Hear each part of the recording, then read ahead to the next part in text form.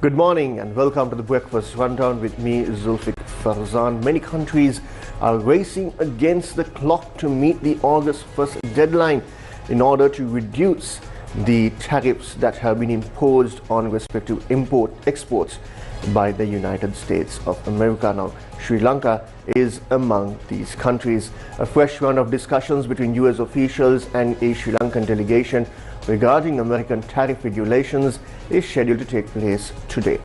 According to Deputy Minister of Economic Development, Dr. Anil Jayanta Fernando, the meeting will be held virtually via Zoom. This dialogue follows a recent initiation of a process aimed at further reducing the 30% tariff currently imposed by the United States on Sri Lankan exports. Dr. Fernando noted that a significant exchange of data has already taken place between the two parties under this initiative. Friday's meeting will feature a Sri Lankan delegation led by Dr. Harshada Surya Peruma, the recently appointed Secretary to the Ministry of Finance. The discussion is being coordinated by the Sri Lankan Embassy in the United States. Now, Dr. Anil Jayanta further stated that the government hopes to successfully conclude negotiations for a trade agreement between Sri Lanka and the United States before the 1st of next month. Now, moving on, a special audit has been launched regarding the deposit of 2 billion Sri Lankan rupees into the account of the Sri Lanka Tourism Development Authority, according to Deputy Minister of Tourism, Professor Ruwan Wanasinghe. He stated that in connection with this matter, the authority's Director of Finance has been suspended from service. The Ministry of Transport and Highways has decided to issue temporary driver's licenses to foreign visitors directly at the airport upon arrival. Accordingly, a dedicated counter is set to be established at the Bandaranaike International Airport in Katanaika to facilitate this process. Currently, tourists arriving in Sri Lanka must travel to the Motor Traffic Department office located in Verahara to obtain a temporary driver's license. Highlighting the time and financial burden this causes, the ministry stated that the new decision was made to streamline the process and improve convenience for visitors. The new procedure will officially come into effect starting August 3rd. The Ceylon Petroleum Corporation, or the CPC, has initiated steps to transport fuel to its distribution centers through a formal tender process. Dr. Mayura Nethikumara, the managing director of the CPC, stated that under the pilot project, fuel transportation to the Kurunagala distribution center will be carried out using Bowser trucks selected via this tender process. The deadline for submitting tenders is set for the 28th of this month. Currently, CPC operates 11 distribution centers across the country with fuel transported using Bowser trucks that have a capacity of 33,000 litres. Dr. Nethikumara emphasized that the tender-based system is expected to reduce transportation costs significantly. However, the decision to select fuel transporters through a tender process has sparked opposition from existing Bowser truck owners. Dr. Nethikumara confirmed that these stakeholders have submitted a proposal regarding the matter and the CPC is currently reviewing the viable suggestions presented. Now, 2 suspects were arrested in the Demanhandya area of Katana with 4 firearms in their possession following a raid conducted by the officers from the Negombo Division Crimes Investigation Unit. One suspect was found in possession of a foreign manufactured revolver, a T-type firearm compatible with T-56 ammunition, and a model used for assembling revolvers.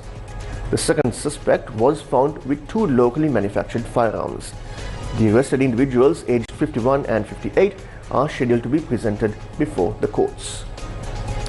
The police have launched an investigation into an alleged abduction of a 15-year-old boy in the Kahatudua area.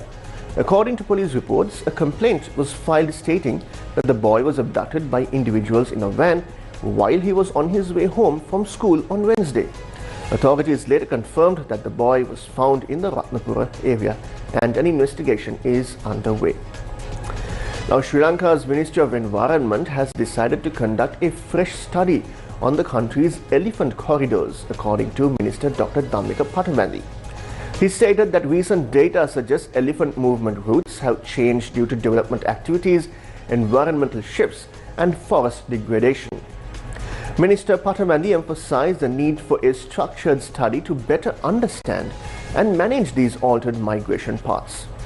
Meanwhile, the government has decided to remove barriers from 4 elephant corridors this year.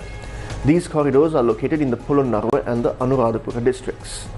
The minister noted that work to remove the obstructions at the Punani and Hungamalu elephant corridors situated within the Minneria Wildlife Zone is currently in its final stages.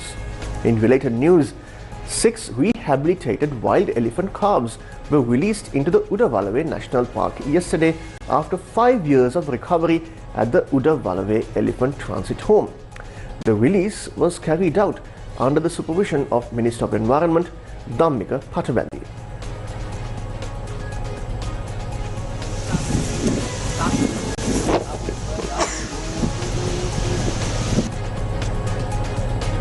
What we're witnessing now is the release of these elephant calves from the elephant transit home and back into the wild, their natural habitat.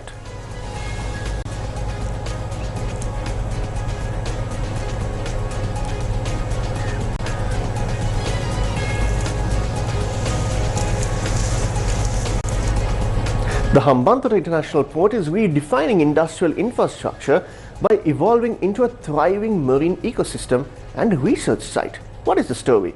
A recent coral reef study conducted by the Ocean University of Sri Lanka at HIP's breakwater has revealed that 35% of the coral coverage is live, making it one of the most vibrant artificial reef systems in the country. Led by marine scientist Dr. M.F.M. Firoz, the study explored the semi-artificial reef formed in HIP's high-security, low-disturbance zone. The stable substrate of the breakwater has allowed coral larvae to settle and flourish, creating a living laboratory protected from fishing, pollution, and coastal stresses. Compared to other reef sites in Sri Lanka, many of which have live coral coverage below 20%, HIP's reef stands out as a beacon of resilience and biodiversity. The reef hosts a diverse marine community, including hard and soft corals, sponges, and over 20 species of reef-associated fish.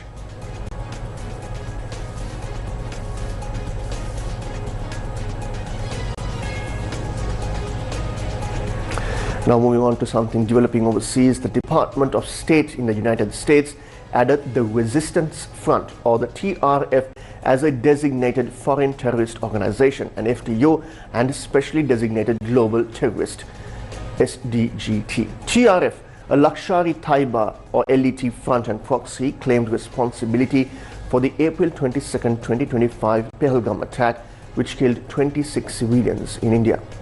This was the deadliest attack on civilians in India since the 2008 Mumbai attacks conducted by LET or Lashkar-e-Taiba. TRF has also claimed responsibility for several attacks against Indian security forces, including most recently in 2024. The Department of State in the United States said that the move demonstrates the Trump administration's commitment to protecting U.S. national security interests, countering terrorism, and enforcing President Trump's call for justice for the Pahalgam attack. The TRF and other associated aliases have been added to LET's designation as a FTO and SDGT pursuant to Section 219 of the Immigration and National Act and Executive Order 13224, respectively. And that brings an end to this morning's edition of the Breakfast Rundown with me, Zulfick Farzan. If you want to follow more of these stories in detail, visit our award-winning website, that's www.newsfirst.lk, and also visit our social media handles on X, Facebook, Instagram, TikTok, as well as on YouTube. And don't forget to subscribe to our WhatsApp channel, where we deliver all these stories in detail to your palm-held devices. Until I meet you again on Monday, have yourself a pleasant weekend.